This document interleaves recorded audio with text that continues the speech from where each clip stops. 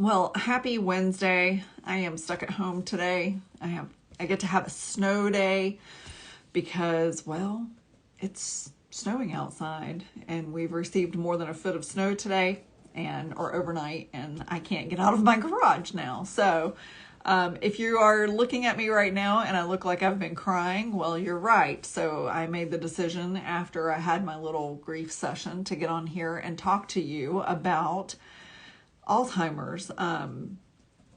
I have posted in a couple of reels. My mother is going through yet another decline, and what's happening now is every time that we go visit her, she becomes really agitated and starts cussing and saying things that she shouldn't be saying, things that, wouldn't have come out of her mouth since the 1970s, and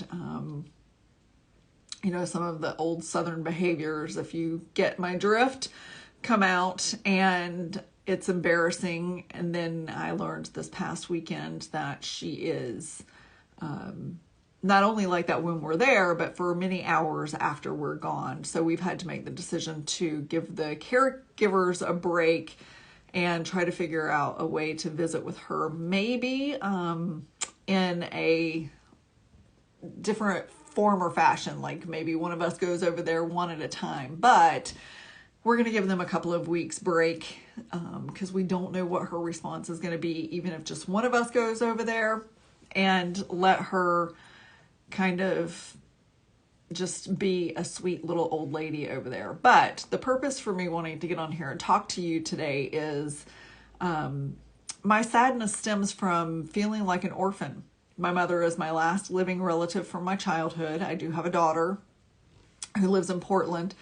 But my mother is my last living relative from my childhood, and she doesn't know me anymore. And, my husband and I were just having a conversation about this because it's really selfish. She knew, because her mother died from this disease, that there was a chance that she would get it.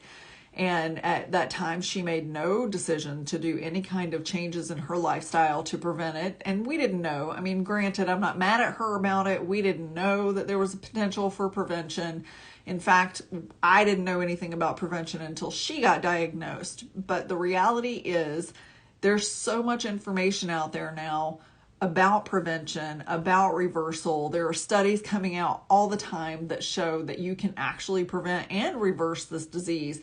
And the selfish part now is if you follow me, if you follow any other doctors and neurologists out there that talk about this, is not making those decisions, is putting your family through this. My mother and I didn't have a good relationship. We weren't close. This was a really big opportunity that I feel like God opened up for us to become family again.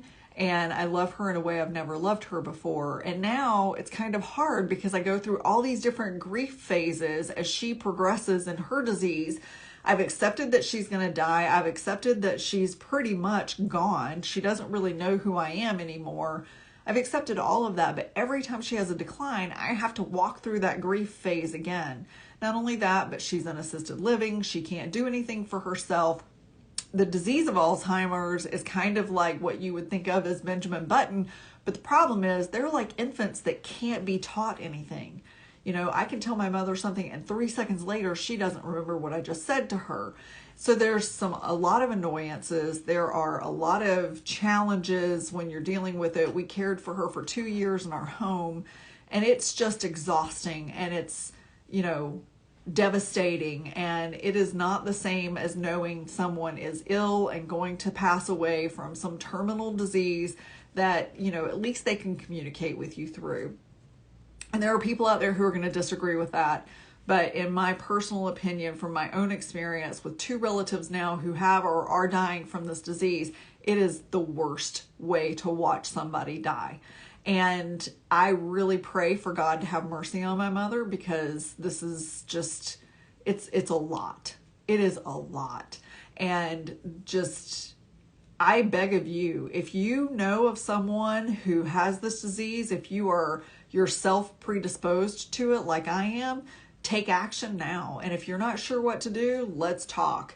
I have a course coming out at the beginning of the year sometime, I'm not sure when yet, on prevention. It is my life's goal to help people prevent this disease.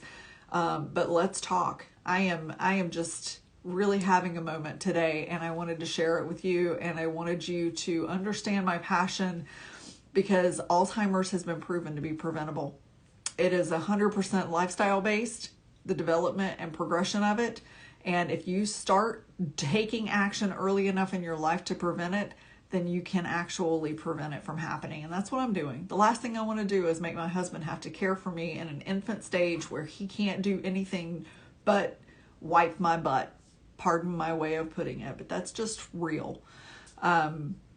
So I just beg of you, think of other people, think of your family, think of your spouse, think of your kids. Don't put your family through this. Take action today. That's it. I just kind of wanted to have a little rant session on here and let you know that I'm here for you. If you have questions about prevention, that's what I'm here for. Let's avert Alzheimer's together. Have a good day.